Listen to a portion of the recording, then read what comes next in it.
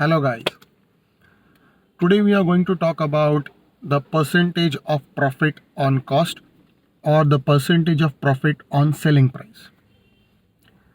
Whenever it is said that a particular business is going to earn or is expected to earn 20% profit or say 30% profit on its cost, that means we have to assume cost as 100.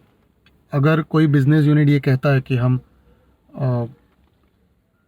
Cost per 20% profit कमाएंगे, मतलब जितनी लागत है, जितना खर्चा उन्होंने किया है प्रोडक्ट को बनाने के लिए और बेचने के लिए, तो उसके ऊपर वो लोग 20% ऐड करेंगे प्रॉफिट और सेलिंग प्राइस डिसाइड करेंगे. It is as simple as that. Example, अभी सपोज मुझे कोई पर्टिकुलर कमोडिटी बनानी है, उसके लिए मैंने रॉ मटेरियल ख़रीदा, मान लो 40 रुपये का.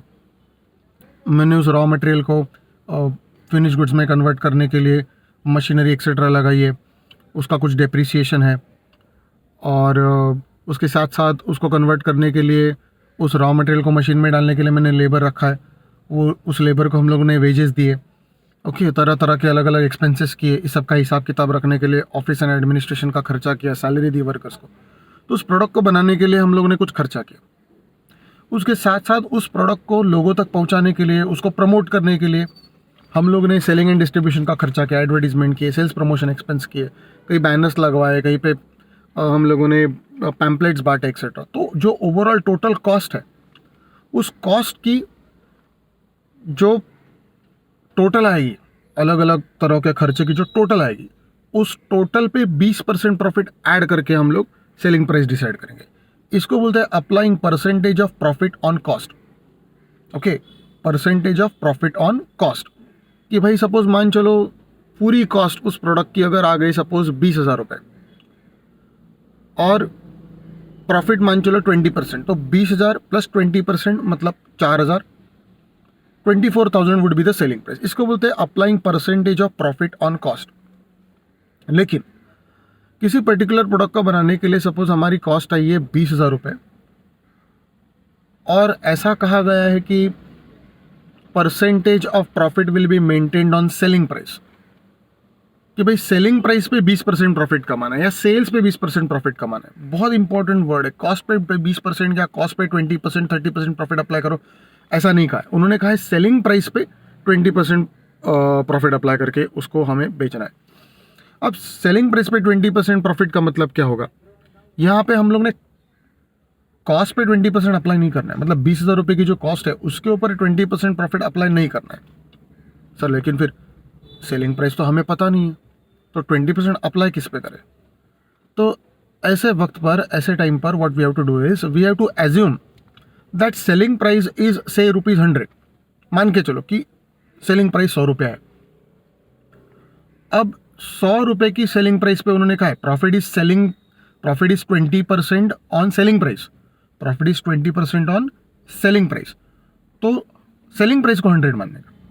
Selling price ₹100, profit is 20. Normally क्या होता है? Cost plus profit is equal to selling price.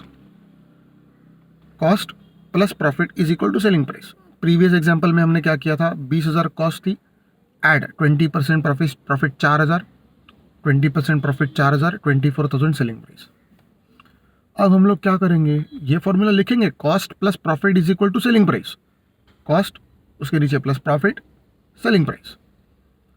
लेकिन कॉस्ट के सामने डायरेक्ट 20,000 नहीं लिखना है, प्रॉफिट के सामने भी कुछ नहीं लिखना है. यहाँ पे क्वेश्चन थोड़ा ट्रिकी है. उन्होंने क्या कहा है कि profit is 20% on selling price. तो सेलिंग प्राइस के सामने 100 लिख दो. सेलिंग प्राइस के सामने आपने 100 लिख दिया तो प्रॉफिट इज 20. अब cost plus profit is equal to selling price. अब उल्टा सोचो. Selling price minus profit is cost. Cost plus profit is equal to selling price. तो selling price minus profit is equal to cost.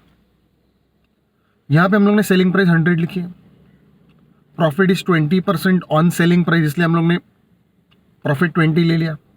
Assume किया हम लोगों ने selling price 100, तो उसका 20% profit. Selling price minus profit is cost 80. अब उस 80 के सामने आपको आपकी जो कॉस्ट है 20,000 रुपया वो लिखना है. और क्रॉस मल्टीप्लाई करके कंपेयर करके आपको प्रॉफिट एंड सेलिंग प्राइस ढूंढना है। अब ये कैसे करना है मैं आपको बोर्ड पे समझाऊंगा, उसके लिए नेक्स्ट वीडियो देखना। Okay, bye.